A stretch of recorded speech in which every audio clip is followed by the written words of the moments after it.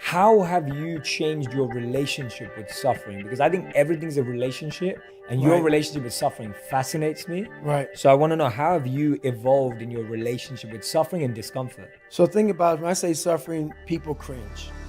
People, that's the one word, whenever I post about it, people cringe. It's not about suffering and how people may look at suffering. Like you have to just go to a place that just every day of your life is suffering. You have to tap into suffering every day of your life because we have so much scarring that we have to clean up. You have to look at suffering as almost like I look at failure. To succeed, you must fail. In failure and in suffering, all the answers are in there. All the answers to all the test questions. The test is your life. All the answers are in there. You don't have to live in suffering and pain and failure all the time. You have to learn, I need to visit it. Like people hate working out. You're only gonna visit working out maybe an hour a day. 23 other hours of the day, you're not in it. But how you become in shape is you must visit suffering, visit working out 1 hour a day. Visit suffering 1 hour a day. Visit your past failures 1 hour a day. The relationship with it is the answers are in there. They are in there. Within the suffering, go in there, and I call it the live autopsy. The live autopsy. How you find out someone died?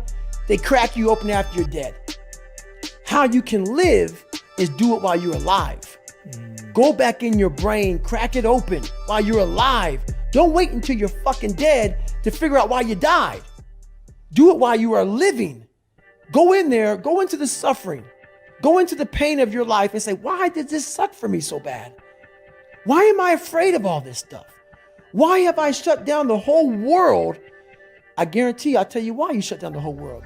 It's in these nooks of the suffering within your brain, in the scarring, are all the answers to why you are on the couch feeling sorry for yourself. They lie within the scars. Visit them for at least an hour a day, study them, and then you'll find out more about yourself. You will then grow. So don't look at it as every day I suffer. Go into it an hour a day.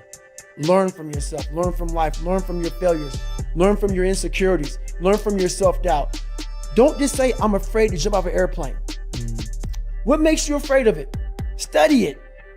That's why I studied my mind. Why I became so powerful in the mind, because I realized I was weak. So instead of running away from the mind, I dove into it and said, what is making me weak? Oh, this makes sense. I came from hell. I came from a place that beat me down to nothing, which is why I'm afraid. All this makes sense. So systematically, one by one, I went back and met every single person in my mind, every situation. I went one-on-one with them again in my mind and said, okay, let's now revisit this. And that's how you do it. That's how it works. Absolutely, man. I love that. That is brilliant advice. Brilliant advice, because ultimately it's observing and self-study. That's it. Like observing and self-study, becoming an expert in observation of oneself. And the reason why that process can be so challenging, or that process, is because, like you said, and I love that, you literally went through and re-met every person that caused you pain. I love that. And guess what? People say, how'd you do that? You know every painful moment. Yeah, you remember it. You remember it. We try to put it under a rug, lift the rug up, you'll find them. Yeah, the dust will come up. Yeah, it'll come up quick. Yeah. So that's how I was able to write that book. Yeah. You don't forget that shit. No. You want to. Yeah. And that's where you fail. By trying to forget it. That's where you fail. That's where there's no growth. Let's just move forward from all this. Yeah. There's no growth there. There's no growth there. No. You just want to forget about it. Yeah. You will continue making the same fucked up mistake. Yeah. You will continue doing the same things wrong if you don't go back. Yeah. And the challenge we have is when we do revisit it, when someone tries or starts, they end up revisiting it, but then we end up, and me too, all of us. Like, I'm not saying whenever I'm referring, it's me too. It's also, we become complaining or criticizing or comparing. So we do start, like I know a lot of people, and myself too, I sometimes start revisiting something. Right. But then I just use it as a crutch or an excuse. Then I'm still not getting there. That's right. I do the same thing. Yeah. Right? I do the same thing. How have you broke through that times when that's happened sometimes? So as I'm talking and as I'm going back, I'm very aware that I'm going to do that. Yes. And I may do it for 45 minutes. And then I'm like, you knew you were going to do this.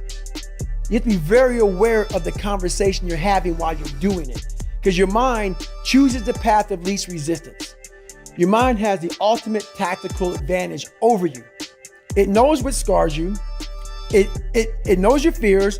It knows your insecurities. And it protects you. Which is why I talked about the 40% rule in my book. The 40% rule is all about the brain has the tactical advantage over you. It knows and it keeps you away from all that. That's why it says don't jump out of an airplane. Don't go in the ocean where there's sharks. It's a protective mechanism. Don't go back to the place where your dad beat the shit out of you in your mind. Don't go back. The brain protects you, but protects you so much, it doesn't allow growth. So the brain is an amazing thing, but the brain controls you. You must control it. You must take power over your own mind, or your mind will guide you into all the soft places that your brain wants to live in. Your brain has enough information. It doesn't want to go through that process of mind hardening. It doesn't want to do that. I gotta remember what time I gotta be here, what time I gotta be there. This is where I want to stay. I'm peaceful. It wants to stay very peaceful and away from scarring. So that's what it is, man. Yeah, that's what it is. It's as simple as that. And we just never touch it like a box that you never look inside. You just leave it there. You just mark it, scar. Yeah. Put it up in the attic. Yeah. Never touch again. Let it get dusty. Yeah.